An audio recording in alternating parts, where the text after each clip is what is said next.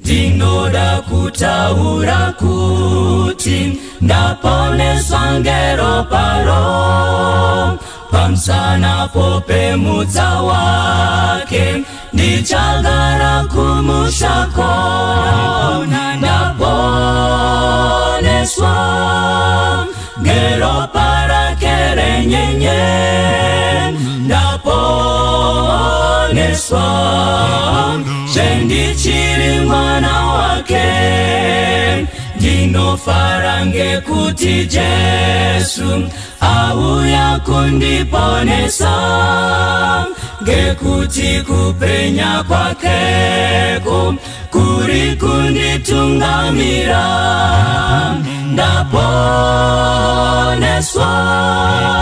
ngero parake renyenye ndaponeswa sendichiri mwana wake ndinotondera muponesi ndichiri kufunga ndiye ndiri kuimba nguva dzese ngerudo rukuru rwake ndaponeswa ngero parake renyenye ndaponeswa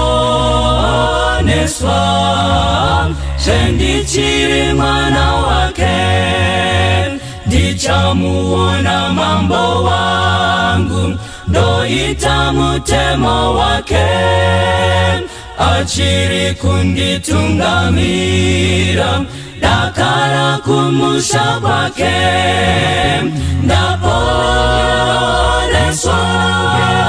ngero parake renyenye ndaponeswa sendichiri mwana wake chiripo chiremba kudenga chinondimirira ini tichaenda ngekukasika kumusha wake wotenzi ndaponeswa ngero parake renyenye ndaponeswa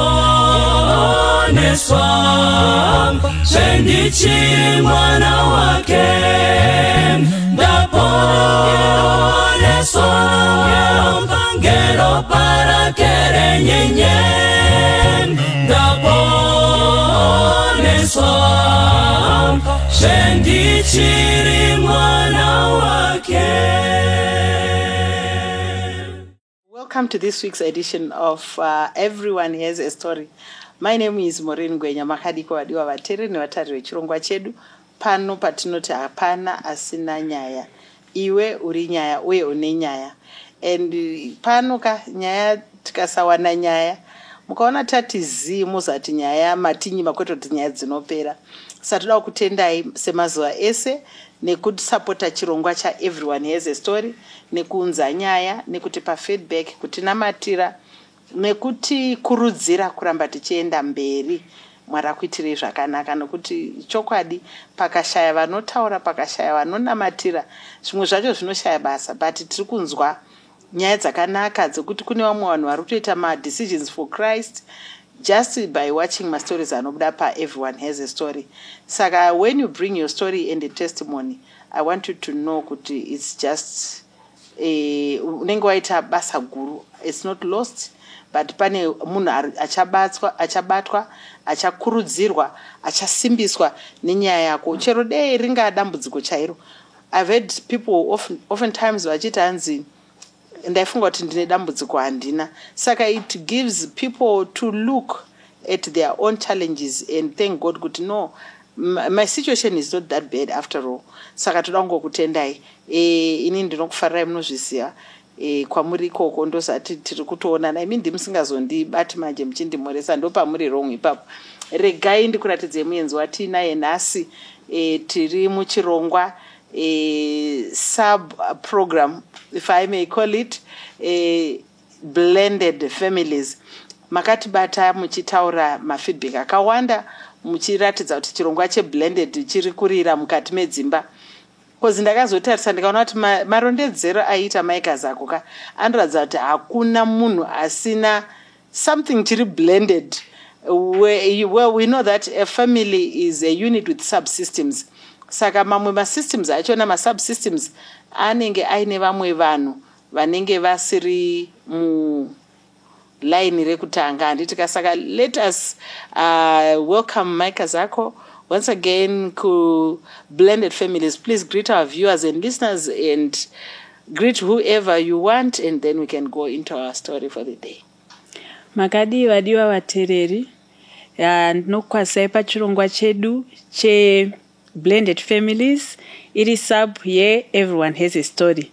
Ndiri kutendai nemaresponses amakaunza nevakakwazisa vakabata vachiunza nyaya dzavo dzakasiyana siyana.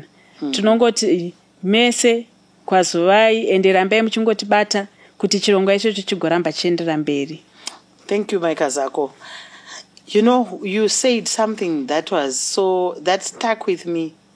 Makati Mimi, did you realize kuti Jesu anga achori blended family?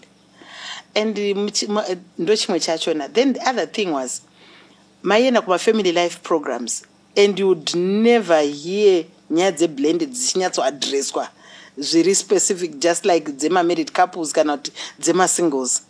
Saka you've brought in an aspect yemhuri inokosha, inove yanga yakanyarara kana yanga ichitaurwa, but not as prominently as other programs edzimwe mhuri. Handitika regai tipinde munyaya yedu, maybe tisatapinda munyaya yedu. Pane vakatipa feedback, ndofunga umwe wakakubatai handiti, because taitavaudza last time kuti ngavakubatei tiform a group. What became of that? Did anyone get hold of you?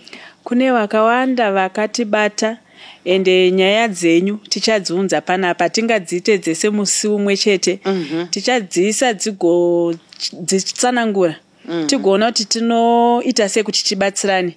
Vamwewo takatofoma group reblended families. Mukatarisa paFacebook yangu Grace Mugadya Kazako, ndakatoisa WhatsApp chat group iroro nderekuti tinge tichitaura, tichikurudzirana, tichisimbisana uye nekunamata.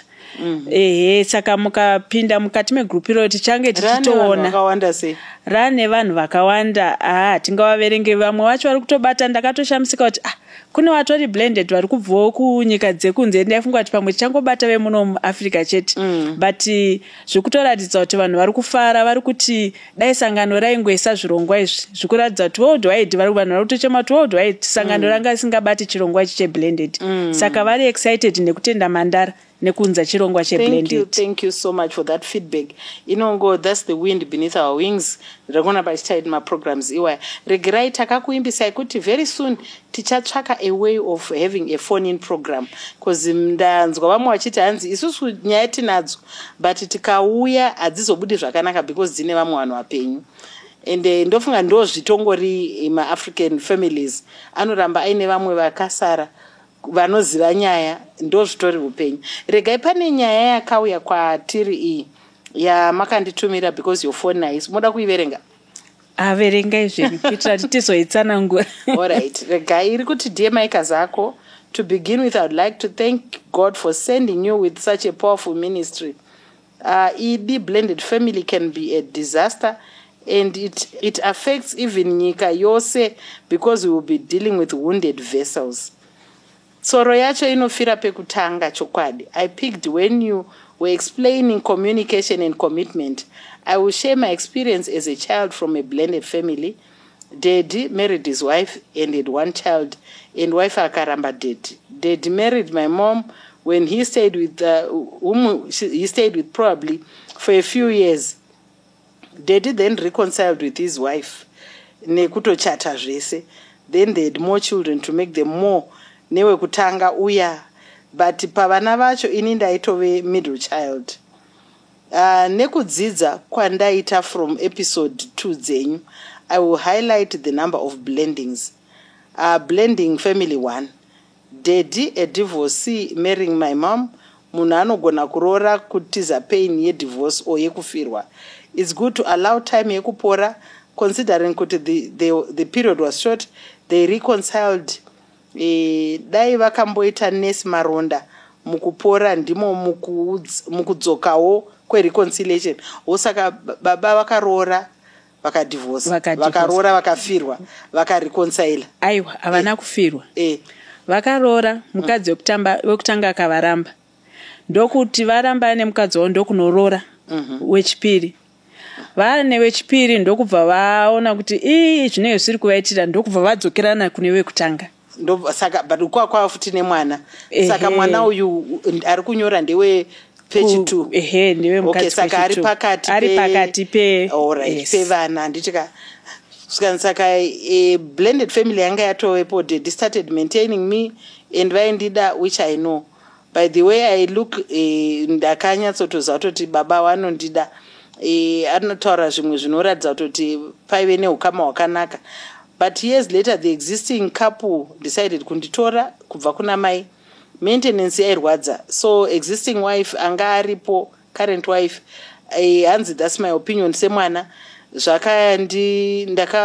zvakandiremera kuona zvakadai zvichiitika zvokutorwa kubva kuna mai. Hanzi saka ndauya ndavepo mublended family.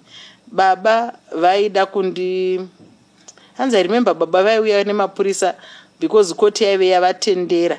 Mai vachirambawo nemwana kusvikira vazoenda nemwana. Mai vachiudzawo mwana kuti unourayiwa.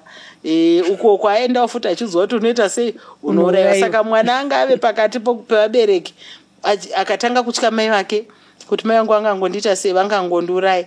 Zvikanzi I stayed na stepmom but it was catastrophic.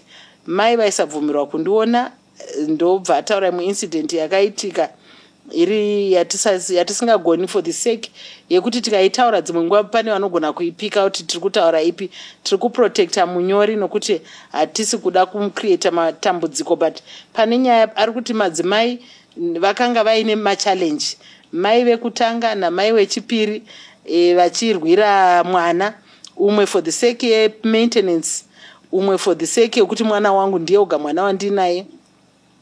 But paive nedambudziko handiti. Svika ndakazoshungurudzwa nekurohwa, kunyimwa chikafu, kusvika vana vataitamba navo vanodza mubereki wavo. Ndairohwa, ndaitukwa kunzi dai vana vangu vari kuna mai vavo vachishungurudzwa. Rimwe zuva ndakasiya stove iri on, instead yekudzima ndakanzi zvibikire. Nyaya dzake dzakawanda, ndizvo ndodziverenga sezvadzitodzisiya handiti. Ari kutadza kushungurudzwa kwaakaita mublended family semwana ari kukura.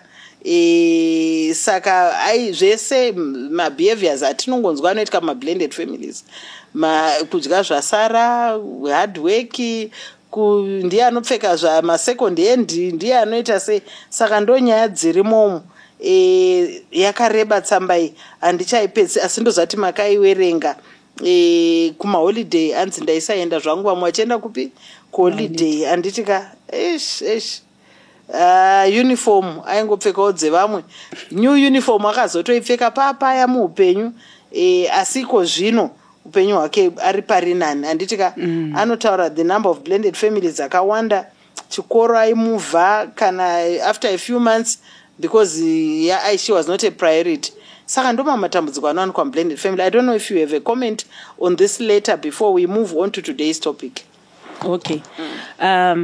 Ndofunga last week takataura nezvekuti a wounded child.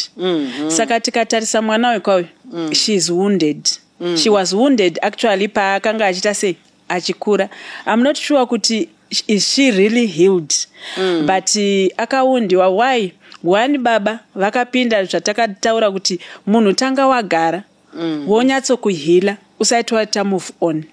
And waita make sure kuti zvauri kuita move on ndizvozvo chaizvo, because paakaenda kundofunga akazoita comparison kuti hazi like my first wife. And maybe yet your first wife pamwe payakaona kuti murume atorora anga kuitawo maswambosa. Takataura kuti vakadzi vaya vasiwa chii chinozoitika kuti makuda munhu uyu. Saka toona kuti vakazodzokerana. But panyaya iyi chinonyanyisa kundibata muri kutoona pari kutobuda imwe aspect futi papo kuti vanhu vapenyu vanogona kuita sei kudzokerana. Yasiyana nenyu imimi where you were both widowed. Yes. Anditika ende dzakawanda story dzatonzwa dzakadaro dzevanhu vanozoita sei vanozodzokerana unotanga kuappreciate munhu wako wamunemwe relationship utoona tukuya kwandaive ndiri kwakwakadini kwakuri nani. Then I hope someone is learning. Then chinondibata futi panyaya ndechekuti main point yandakaona apa inonyanyisa kuti tive nemabroken wounded child ndeyekuti mwana anoti apiswa nestofu baba havana chavanotaura ari kunyimwa chikafanira kuti pane time yaidya vanhu vese nenyama iye achidya nekabeji nesupu atori paside pababa but baba wakaekta kunge vasiri kuona saka mukatarisa nyaya iyoyo vaifanira kudii baba pakadaro ndoda kutaura ndo vakanga vari advocate yemwana but ndinoda kutaura mbichana panyaya iyoyo zvinoitika kazhinji mumablended families vana datoti mutoteerera ipapa dzimwe nguva semubereki muridzi wemwana uripo unenge uchitoziva kuti umwe wangu uyu haadi mwana wangu saka when you speak up pamberi pemwana uri kutotya kuti you in danger mwana hausi kuziva kuti achaitirwa zvii zvinodarika zvaari kutosangana nazvo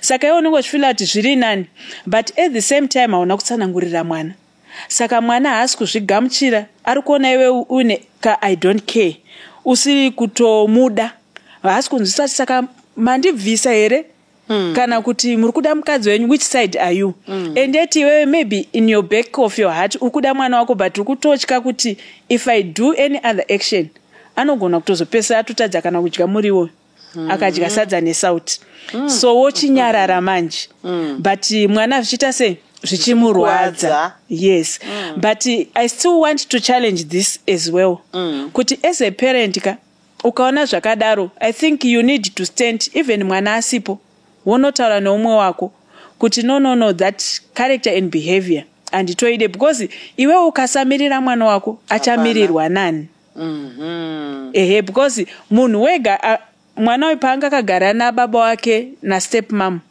waanga akagarira ndibaba vake anga asina kugarira step mom she was there because yababa relationship yake na baba yes saka even though aizoda kutry kuda amai zvaifanira kuadvocatwa nababa but baba vakava silent on this issue saka vana vanosuffer food because of the silence yemaparents the parent ari padhuze nemwana yes paifanira kuitwa se what was the ideal okay maitaura handiti kuti baba vaifanira kuadvocata yes for mwana and at the same time vachinegotiata nepartner yavo yes then imwe nyaya ndinotobata panyaya ndeyekuti dzimwe hama hadzina zvadzakaita in this issue in fact ndingatotangira pana mai because mukadzi akazviziva kuti baba kwavaenda uko vane mwana ende vaine mwana because zviri kunzi amai ndo vakaita sei vakaramba baba saka varamba baba it was her fault kuti ndiye akasiya murume whether vanga vaita masquambos kana chii but haaaccepte nekuita forgive murume saka haana kutoregerera even though vazodzokerana sati kutaura kuti vapenyu vaya varipo kana mazodzokerana unofanira kuregerera and usaise mwana in your yes battle ndeyenyu hainei nevana saka tunaona kuti vazhinji mukati memabattles avo mukati memablended families saka ini they become the fighting ground yes saka ini ndikanetsana nemurume wangu kana tisingataudzani handichataurawo nemwana wake and which is not right mwana haapo atadza kutaudzana ndimi vairi saka beto inofanira kungosarira kuvanhu vakuru sezvamunongoita kana iwe ari mwana ari wako mukatonetsana mupauma handiti munotobuda makutotana nevana muchiseka modi so why would you change kana mwana westep family kuti nekuti hazi wangu wakuda kumupa punishment yani yababa vake yes hey, thank you so much. We did not read all the contents of that letter ndofunga murunza Mike zako achikomenta zvimwe zvacho zviri a bit sensitive we left it out deliberately nekuti taona kuti zvinobva zvatozokwanisa kunongedza pamunhu chai, like I disclaimed earlier on, kuti we are not here to cause ongoing battles, but we are praying, like you said, maybe this child is not healed, ane childhood traumas anoda kuhiliwa, pane some process inofana kuitwa ye-forgiveness, ye-reconciliation, even kana maparents aya achiri mapenyu ende munhu akura haachadi advocate yababa ngaazviadvocatire iye. I think it's proper to just go and say, I think I need to get this out of my chest.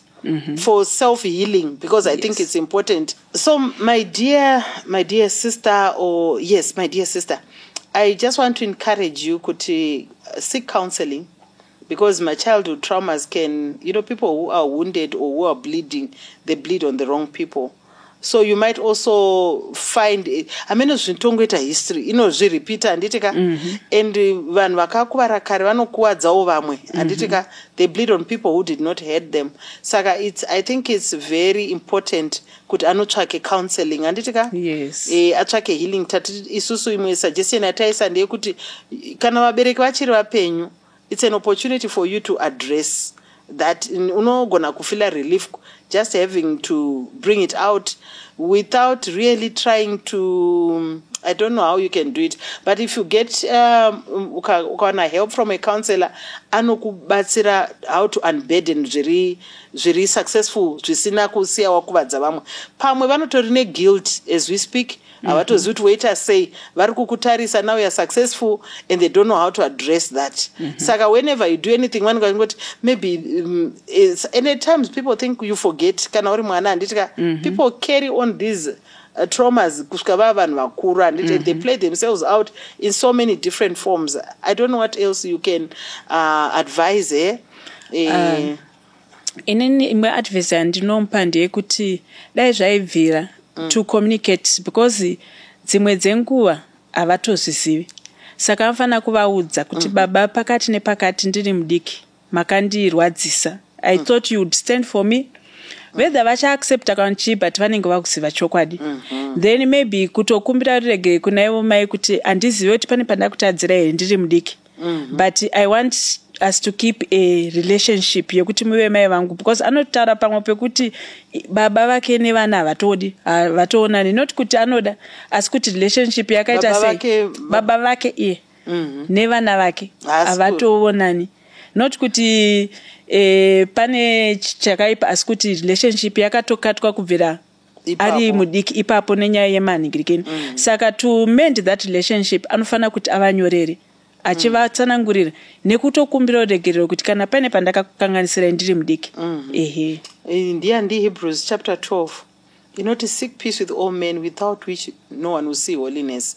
Saka for the sake, yes, salvation and your own peace, you need to address this. You need to find a way or create a platform to address this. And also, sure, even ivo baba vasingagoni kutaudzana nevazukuru, what is it doing to him? And the fact that he took you and he loved you, like you said, it means he still loves what anoda vana wako. Saka I think panoda, without wasting much time, I think ndofunga iyo tinogona futi kuidzokera, because ine topic yayo icha-addressa futi mama issues araiziwa nehama yedu. Regai tingoipa rekuti Susan, tongoipa rekuti Susan anditika, for the sake of reference. Saka tongoti tsamba yanyorwa, not a real name, but izita ratango creator muno studio, kuitira kuti kana takurifeya kunyaya mozoziva, chero makubvunza munogona kudero muchifila kuti hatina kuibata zvakakwana, but taibata tichitsvaka kuti tisazo expose every detail. But it's a very painful letter, and I believe that healing can be achieved using the correct resources nema tools that are available in the counseling field. Saka endai kucounseling. Regai tipinde mune yanhasi, amenoti tichaisira nguva here, ndirikonasoti tichine nguva yekuitambanudza. Amenoti nhasi mama uya neipi? Nhasi tichiti timbokurukura nezvimwe zvezvinhu zvinokanganisa vanhu vari kupinda mublended family, inonzi emotional baggage. Emotional baggage. What do you mean by emotional baggage? Kuti munhu akateerera arikuda kunzwa kuti chii chiri kunzirehwa kana mati emotional baggage. Kana ndiri kuti emotional baggage ndikutaura nezvemunhu akanga ari mumarriage aine kunetswa nekunetsekana kwaaita mukati meprevious marriage, ndokubva asiwa, whether akafa kana kuti akatongorambwa but zvinhu zvazvina kubvira zvakasolvhiwa saka zvichiri kumurwadza even though achifunga kuti akahilika sezvatiri kungoona pamwana we akanhingikina but munhu ane baggage yake akaita sei yaakatakura yebva anopinda nayo mukati memarriage inyowani yaari kupinda iyi. Alright. Okay, saka blended ichi emotional baggage. Saka maybe imuruda kuibvirira papi so that ini ndinobvunza mubvunzo pane sound. So if you are going to address it murukuda pane vanhu vatori nayo zveshuwa. Vamwe havatozvizivi saka toda kuti how then can you realize kuti ndine emotional baggage? How can one realize? Alright. Saka zvinoitika mu emotional baggage umwe munhu ane resentment, ane anger. Then ane fear. Zvinhu zvitatu zvandichati taurei nezvazvo. Saka zvinoitika paenga ndezvekuti rega ndipe example. Ndikupa example yandichishandisa inini nokuti ndini ndiripo ende hazvisiri zvekuti ndo zvandakararama. Alright. Saka ndikuti ini pandaigara nemurume wangu asati afa. Akanga ari pamwe munhu ane hasha. Ari munhu asingadi kutsurwa. Ari munhu pamwe ari abusive. Saka because madzimai mazhinji tinochengetedza mukati memoyo tisingazvitaure pamwe dzimwe nguva vaitaura but hapana akasolva. Saka paunopinda mukati meimwe marriage iya emotional baggage number 1 yekuti yakakukanganisa wane resentment. Saka paupinda mukati meimwe marriage ukangoona munhu warorana naye akusumudza voice wakutotya kana kuti wakutoti zviya zvadzoka. Saka zvakureva kuti pamaconversation ese amuchaita kana zvamuchaita une resentment hauchava munhu ari free kutaura. Then koita vamwe vanhu vekuti mukati memarriage yavo murume akaingomudzikisira pamwe imi wekusimba imi makadzidza here haugone kubika. Saka self esteem yake yakaurayiwa mukati me first relationship. Pari kupinda mukati me munhu ye unomona kuti ari very apologetic. Sorry ndaningirikina. Sorry zvenyu mama tichi haana confidence. Pari ari kubvunza kuti saka mama titoita sei? Mama tindibiki. No, it's not kuti ari kuva humble kana kuti ari kuva ningirikini but munhu ari wounded. Haana self confidence yekuti zvandiri kuita zvinogamuchirika here. Ari kungofunga kuti anofanira kusika permission yekuita something. Kozoita vamwe vakararama upenyu hwekuti varume vavo kana kuti vakadzi vavo vaingova vanhu vari selfish. Mari ndeyake saka paanopinda mukamo munhu uya wekuti tingatoti haazi sure kuti zvino zvichafamba sei. Saka akangona kwatengwa radio akutoti saka inini hamundi include panyaya dzenyu dzemaridzi. Saka inini akangona kwauya vaenzi kana kwauya amweni saka inini mamambondiudzere kuti vari kuya kana kuti hama dzemurume dzaisamubata zvakanaka. Saka paanoyaidza abva azviudza kuti ini handina ukama nehama dzemurume. Saka emotional baggage treatment yakaona munhu yakanga isingaiti. Saka tichiti emotional baggage tikuta treatment from previous isina kusolviwa yawatakura into the next. Saka zvainoita manje instead yekuti iwe ibatsire marriage yako iri kutoibvarura. Saka vamwe vanosvika vachiti marriage yedu inonetsa for the first 3-4-5 years. Dzimwe nguva zvitarise kuti hauna here zvawakatakura zvauri kusvika. Yes, awangosvika uchibva wangu atsveta ubva waisa Saka munhu wako instead of kumutarisa ari iye semunhu mutsva. Yes, pasumudza voice. Makazvitaura mukati mimi hatisi kukontinya tiri kutanga. Yes. Saka pasumudza voice iwe watomuona ari bhinya riya rakanga richimbokurova uku but yangosumudza voice yeanger and maybe haasitombori abusive. Akangosumudza roko kunongedza wakutowanda. Yes. Pangoya tete kusvika vari kudei vangobvunzawo kuti neighborhood varipo saka bhudho yenyu chete ndoamavinga haisiriyo nyaya iripo ndeye previous kwakaona vana tete nanamai nanachi vachipindira mukati memarriage and pamwe ndo zvine zvakatouraya marriage yake iyi. Ndofunga nyaya murutobata haisi yekumarriage chete, ndofunga even vasikana nevakomana vanenge vachibva mune mamwe marelationships vachizokontinya nemamwe kana kuti vachipinda mune mamwe, vanhu vanenge vakakuwadzwa kunoku. Pavakupinda havachisina sure kutoti wow, I think this is very, very helpful for everyone who is going to a relationship. I see old one. We are not carrying over. We are starting. Saka munhu muone nemamerits ake. Not even judge, but accept munhu. And also inyaya ndeyekuti iwewe pache zvako hauna kuwana counseling, hauna kuhila, hauna kurecognize pane zvakakanganisika pauri. Yes. Hey, saka hey. Saka dambudziko nderekuti hazvioneki nemuridzi, zvinoonekwa neumwe munhu. Yes. And iwewe muridzi futi kana uri kutoita zvinhu izvozvo unogona kusatoziva kuti because dzimwe nguva hausi kutoziva kuti ndo zvauri kuita. But umwe wako haasi kutonzwisa kuti but why are you treating me like this? Saka mukaona vamwe vanhu pamwe mukaona resentment especially finance unogona kunge animozva zvaita nyika yezvinezvi zvokuti vanhu havachisina mari. Pamwe umwe wako aibva aichengetedza kuti aiwa haugone kubhajeta, then wakuenda kune uyu ari kuda kuita almost similar. Saka zvine zvakuita kunge zvinonzi varume vese zvinongonzi varume vese vakafanana. Havana kutofanana asi kuti iwe une zvawakateera zvakakuita sei zvakakuteedza uchitakura kubva from previous relationship yako ndokubva wapinda nazvo ndokubva watoona mukaona varume vanonzi hauna musoro. Pamwe murume wake kudhara kwanga asingashande ndiye angachishanda ndiye angachita zvese, then uyu pamwe haasi fortunate enough kuti awanewo basa wakutokontinya kuti he doesn't think. Saka uyu ari kutoshaya kuti but pandandatadza kufunga ndepapi, inga ari kuziziva kuti ndandiriwe kungomhanya ndandisina. Saka iwewe manje unotozoona kutoti no, this is a carry over from the previous, iri kuenda into the next one. Saka mimi kune nyaya yenga koya ne loss of concept. Yes. Koya nechi resentment. Saka chiche chida kuitwa apa. Saka chekutanga chandakatoona ndechekuti iwewe bvuma munhu apinda mukati second marriage, bvuma kuti unobvuma anti makati before munhu anotanga kuzviasesa kuti handina here baggage yandiri kuenda nayo. Dzimwe nguva unenge uchifunga kuti wahila, handiti mukupanzisisa, then munhu uyu kauyu oita kamwe katrait kakafanana nekawanga uchiti at least ndofunga kanda kakatiza. Saka kanokudzosera into that. Saka unongorekana wapinda, ndosaka ndati vamwe zvinongoitika automatic. Saka pari kutodiwa kuti iwe ubvume kana wakuona zvinhu zvichiitika pamuri kutonetsana paya chimbotasati but what is the problem.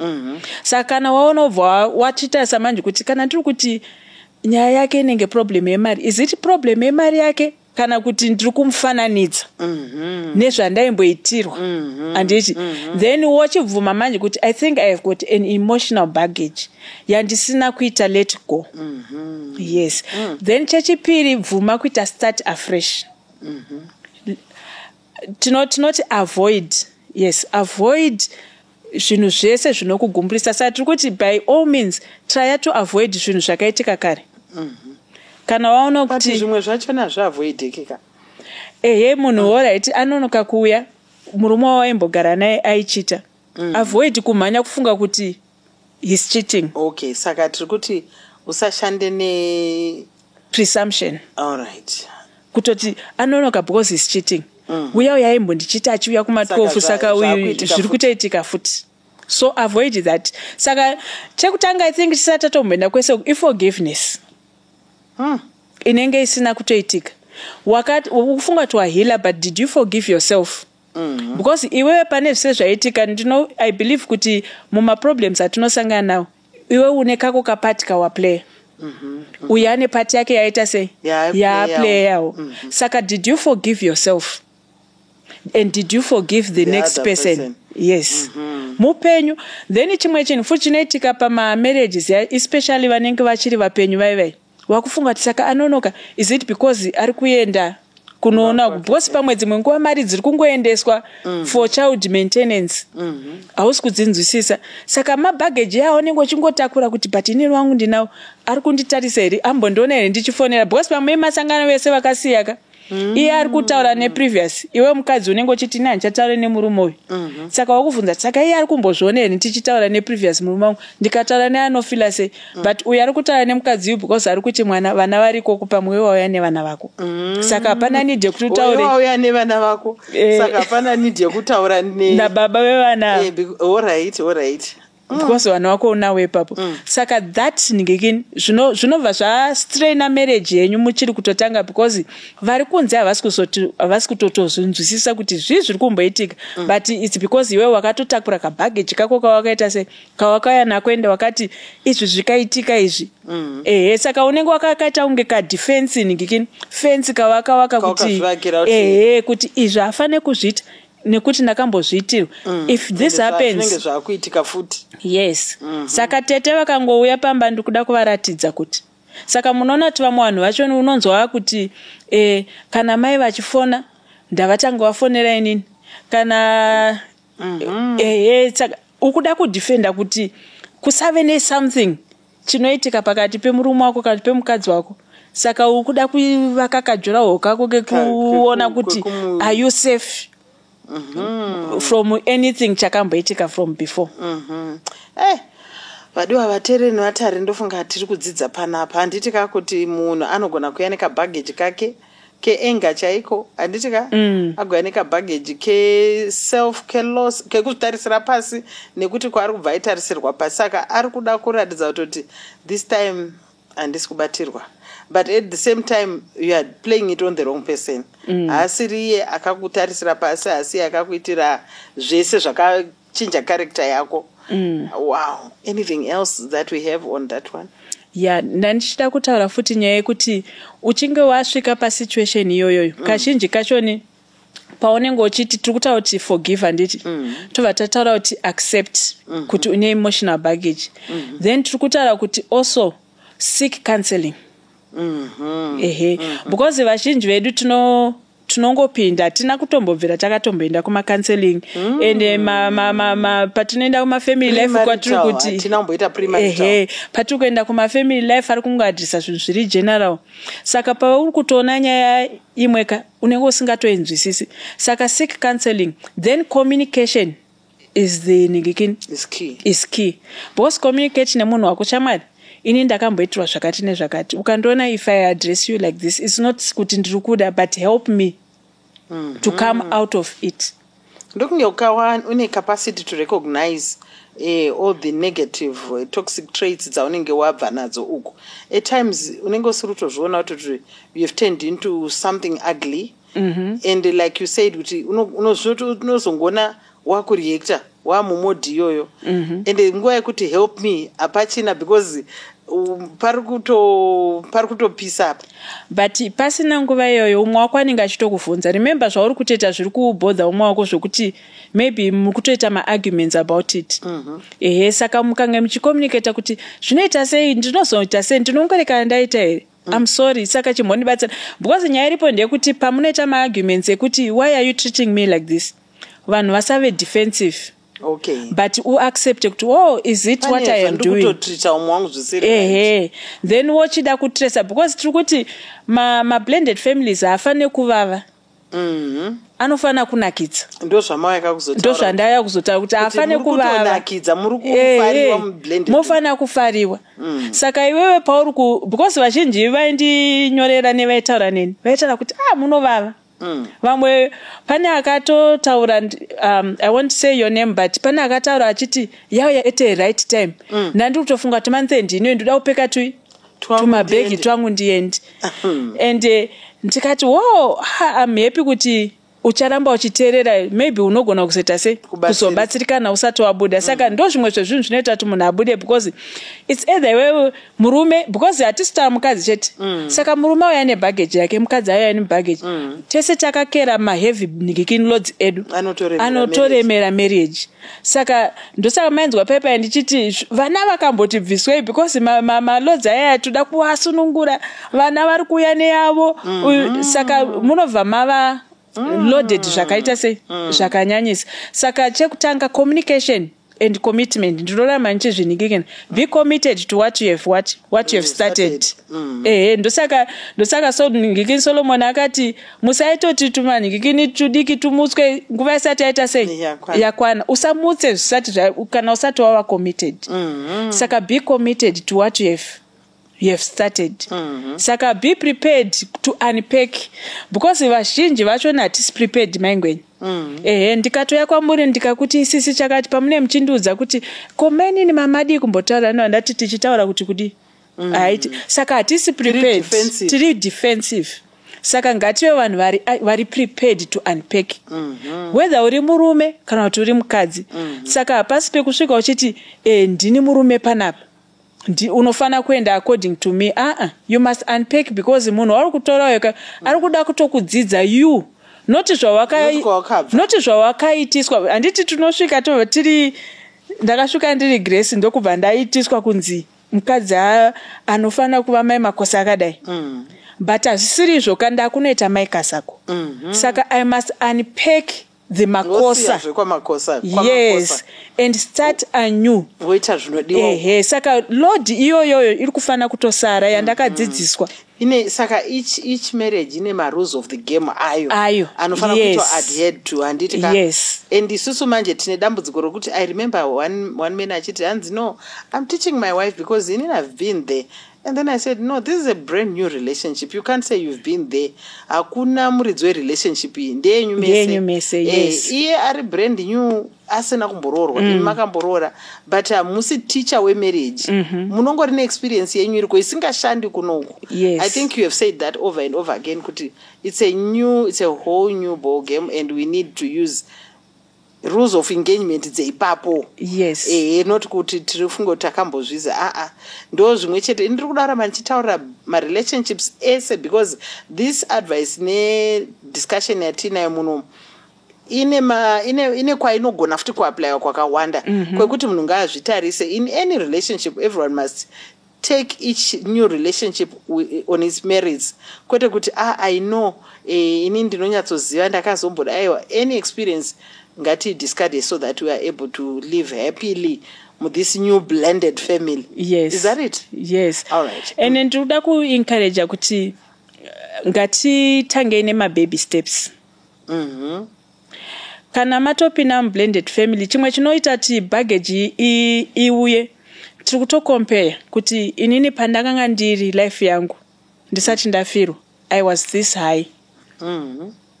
Saka baggage finance inopinda pakuti maybe kwandiri kutenda tikunotangira pa this low.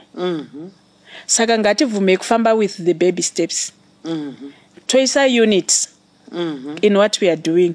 Saka ngatifambe with our baby steps. Okay. Saka uyu ane anger. My previous partner kanga ine anger. How can I manage? Iwewe be cool. And study your person. Saka amwe ma solution. So study your person. Okay. Ende munogona kuona kuti dzimwe dzenguva munhu aine baggage yake nditi ukuda kuedza kuti umudzidze umuvhunze kuti saka what was happening in your previous relationship. Anogona kungototanga asingatodi kudiscuss about that. Give a person time. Give a person time. Saka tisafunga kuti patiri kuti munhu aine mabaggage yake obva watoti takadzidza pablended kuti munhu une baggage imune baggage isiyei pano. Mupe time. And you be patient. Yes. Okay. Saka be patient and be understanding. Yes. Saka ngatifambe with our baby step. Be patient, be understanding. Give a person time. Iwewe chaiwo even uchitanga kana mukati me first marriage yakunotozvipa time wane kuchinja kuti I'm coming from being a girl to being a mother. Saka zvipe time and give someone also time. Pane chinja ndiri kutoona panapa kuti a brokenness, whether by grief, death, or whatever. Ingori grief, people must grieve for their gone relationship. Yes. And I think process yacho inopotsa yada kufanana negrief handitika enda pana linear process yokuti ichabva apa ichienda apa. Inongotora all forms. 1 minute you think, like you said, wotokaruka ndakuto taridza my emotions asiri kudeserve for this situation here. It's, I think the highest form of intelligence is self-knowledge. Kuzviziva iwe wega, even before the relationship, and to deal with it. Like, I think we need to normalize counseling. Let's normalize counseling, because pane zvinhu zvatinofana kubatsirwa to live happily. Yes. But kana vanhu vakasawana premarital counseling, whether vakomana nevasikana kana kutoti vanhu vari kupinda blended family, tiri kuzvi-expose to dysfunctionality. Yes. Because hatigoni kuzonohandla manje zvinhu zvatakusangana nazvo. Saka I think sitting before a counselor will help for any person ari kufunga kupinda blended family. Because vamwe vanokufunga kuti anondida saka zvichanoita hazvitongoiti, munoda kubatsirwa. Yes. Handitika. All right. Then visa pfungwa yekuti nekuentertaina vanhu vanoti ndozvavanoita vanhu vemublended family. All right. Yes. Saka ukapindawo nepfungwa iyoyo, ukapindawo nepfungwa iyoyoka, saka whatever is happening utori padefense kuti I knew this is, yes, it will not work. Saka ukatongotanga chinhu, even kana munhu ari kuverenga chaya akaverenga achiti handozova ndichafoera, hapana chinopinda. But ukapinda uchiziva kuti it will work. Asisiso zvazviri. But because I would think kuti dai Mwari aitoziva kuti hazvishande, aiadvisa kuti shirikadzi diki ngadziroorwe. All right. Because that is a command yakatobva mukati mebhaibheri. But aitoziva kuti zvinoshanda. Ndosaka akapa that advice kuti itai sei, roorwai. That's why tine maexample ekunzi munhu aiti kana afirwa obva anzi munin'ina wacho ngaatori, aiziva kuti zvinoita sei, zvinoshanda. Yes. Saka zvinotoshanda. It's only you and your mentality inoda kuchinjwa kuti uzoti zvinhu zvinoita sei, zvinoshanda. Yes, you need to work on yourself. Indofunga kuti munhu ukazvishanda iwewe and change yourself instead of wanting to change someone. Change yourself first, because change your attitude. Yes, the moment you become a good person, the next one will become good to you. All right. Oh, yes. That's powerful. Work on yourself. I guess and believe that we are all work in progress. Whichever way, we are work in progress. And kana munhu ari kupinda aine pfungwa iri positive, even zvisingashanda anogona kubatsiridza kuti zvidini zvishande, kuti but it will work. Because ukatongotanga kutoti it will not work, which means pfungwa dzako dziritori toxic to whatever is happening. Yes. Saka chinhu chidiki you use that as an excuse to exit. Kuna vanhu vanopinda, I think chero munga muchivakapfeka mabhegi kuti zvikarega kushanda ndodzoka. Plan B. Vane plan B. Saka plan B ndio inoramba yoshanda manje, haichashandi. Saka mataura imimi, you are a testimony yekuti blended families can be happy. Yes. Saka you are here to advocate for them and to encourage those who might want to consider, to say, okay, before you jump in, look at yourself, get counseling, get help. Tarisa baggage yako. Baggage unogona kupinda nayo, but is how to deal with your baggage, because unotopinda nayo. Anditika saka there is no way you can enter without your baggage. Yes. But learn how to manage your baggage. Yes. And allow the other person kudzokeredza kuti ndinzwe ndanzwa here, for the sake of vamwe vangu vanononoka kubata kuti no, mu blended family munogona kufariwa. And I think we're going to get so many other testimonies. I know of quite a number of families who have said they want to come and give their own testimonies about secrets of being happy in a blended family. What are their secrets? Why is it some couples are failing and some are succeeding? What is it that you want to? Ndofunga nenguva yedu kwayakusvika, munogona kutipa pane zvimwe zvichakawanda zvamamuda kutiudza pabaggage apa. Aiwa, it's fine. Nekuda kwenguva yedu kati, asi kana muine zvamunofungidzira kuti dai mabata apa pabaggage apa, munongotiudza, we can still come back to the topic. Anditika toda kutenda. And I think what's your background? Is it are you are we having this conversation from experience, or you're a trained counselor? What's your background? Okay, yes, zvino tiri kuita training. Mutori kuchikoro kuita handiri kunzwa nelanguage yacho mani kuti pane zviri kutoitika handitika. Saka we are also inviting ma-counselors vamwe vanotaura nezvemarriage, vamwe vanoda kuuya kucontributa pablended family. You are all welcome. Munongondibata kana kubata maika zako kuti okay, pamune muchitaura zvokuti dai maconsider zvekuti kana kuti maincluda zvekuti, because why we are here, it's not just a show. We are not just doing a talk show. It's a therapeutic process, and we've discovered so many people giving feedback. They are in all sorts of blended families, like you said. Maybe just to recap, she said my blended families are my levels akawanda. Maybe you can just recap. Ndisa see mama. Kuna vakafirwa vese vororana. Akafirwa orora asina kumbobvira akarorwa. Kune vanga vasina kumbobvira vakarorwa but vakaitiswa vana ozororwa. Kune vana vakafirwa ndokubva vanoiswa kuvabereki. Vana mainini vanozonzi sara pavana vai vabereki vese vafa. Then kune vakarorwa mukati nemurume umwe chete ari madzimai akawanda. Pamwe wakangori kana wangororwa pamwe chete ka1 ndobva wasvika kana kuti vari kune amwe masangano anobvumidza kuti vaite chi vakadzi wakawanda ndokubva vana ivo vakura nevakadzi vavo. Saka how can they blend together to live in harmony?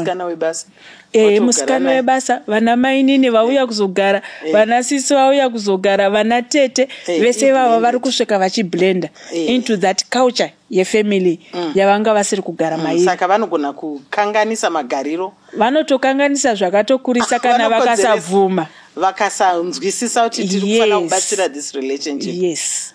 And makataura mupfungwa yamakati mimi vana ndo vatiri kuita advocate for, because vana ndo vatiri kuona vakuvara kunyanya. Yes. Vana vari blended families like this lady writes now at that late stage in life, she's still wounded and she's chronicling vividly what she went through. And we are saying kuti mascars ekukwara blended family mamwe wachona will last a lifetime. And Mwari pavanotipa that responsibility vari kuti trusta kuti vanhu varimo vave safe, because God is seeking a godly offspring. Yes. And I know that if you are not happy at home, you are not happy anyway. So we want the families to be happy all the time, not sometimes. Saka we need to have big eyes, big ears. Nekungoona kuti environment makafariwa here and everyone achizvitarisawo. So nhasi patati kutaura about my baggage inogona to play itself out on other members of the blended family. Yes. Not just the two parties but everyone else anenge ari musystem iyoyo. Inotosvika kuhama. Munhu kutoti hadi hama pano nekuti dzakambomubata rafu. Yes. Pakaipa handiti kamuri kuona. Saka pane vamwe vanenge vakatomboramba mukadzi asati auya azouya manje kuti vachizosvika vachanyimwa sadza neti. Mendo zvoitwa sei kuvedwe. Mwari ngatibatsire. Munamato wangu kuti this program will make people introspect. This program is not coming so that you may point fingers, but it's coming that you look at yourself, evaluate, self-evaluation, and what is a behavior yako towards the next person, especially the vulnerable, the children who are defenseless.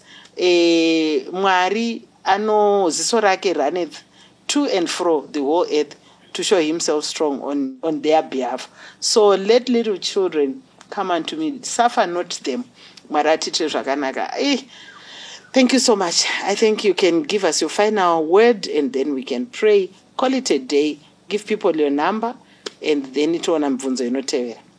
Tinotenda vadiwa vateereri sezvo manzwa kuti tiri kunyanya kuadvocata both for vari married nevana. Next topic yedu iri kuuya ichitaura nezvevana. Yes. Saka watch the space. Toda kutaura nezvevana. And I hope muchatinyorera tsamba vana vamwe vane matestimony akanaka. Hatitoda kungoramba totaura zvinhu zviri down. Toda kumbonzwawo kuti hakuna here vana vari blended families vane matestimony akanaka, vane mastori akanaka. Vamwe vanogona kuzouyawo kudza kuti I didn't even know that this person was not my father or my mother or my grandmother or my wife. Tiri kudawo dzakadaro so that we balance this program. Haisipo chete kungonongedzera zvakaipa kune zvakanaka zvatinoda kuunza pano so that vamwe vari kuda kuenda vaende vaine confidence anditi ichokwadi. Thank you very much. Saka kune nyaya yevana Mwari ngaakuitire zvakanaka maika zako. Inini I continue to think kuti you are the best person to pray for those who are in blended families. With your understanding and the journey that you've taken, I'm sure you are the best person to pray for us. Please pray and remember those vari muma blended families. Ngatinamate. Our kind and heavenly Father, what above, we thank you, Lord, because you are a father to the fatherless. It was your duty and it is still your duty to keep those who do not have parents. So let those who have taken that responsibility to take it with a knowledge, knowing that it was your duty, it was you who was supposed to do it, with fear and trembling, knowing that if they do anything, you are there to avenge for those children and for those families. Naizvozvo Mwari tinokukokai Mwari, there are a lot of people vari kuchema who have entered muma blended families. Imakatotaura kuti remarriage iitike because you knew that it would work. But the devil is there to work very hard to destroy anything chamakati chakanaka Mwari. Saka we are praying, Heavenly Father, kuti wanikwa muchipinda mukati memoyo for the husbands and moyo yevakadzi, so that they will be able to reconcile and reconnect and make these families a happy haven, so that they can be example to the community, to the family and to the world. Kuti vanhu vagokudza nekurumbidza zita renyu. Tanoita nekuona zita renyu richidzikisirwa pamusaka pevanhu vanoita kuti mamarriage aite unge asingashande iwo achishanda. Naizvozvo Mwari tinokukokai mukati menguva dzino nemukati memasikati ano kuti pindirai and heal the wounded hearts muvana, muvabereki, mune zvese, and even muma relatives aripo ari wounded because of marriages akapindwa nehama dzavo. We just pray kuti mubatsire vanhu vese, kuti mukwanise kuita kuti vanhu vese vabatane vave a unit uye vagodzokedzana mune zvakanaka. Muzita renyu tonamata nekusingaperi. Amen. Amen. Thank you. Number yangu inini is 07899222179. 07899222179. Ndini wenyu maingwenya. Maika zako yenyu inoti chi? Mukatanga maisa +27. Inobva yati 672760594. Thank you. Thank you very much. Maika zako WhatsApp. She's still here in Zimbabwe and we hope please get hold of her quickly before she goes back. Toda kunyatsonzwa kuti tiri kuende pine blended families. God bless you.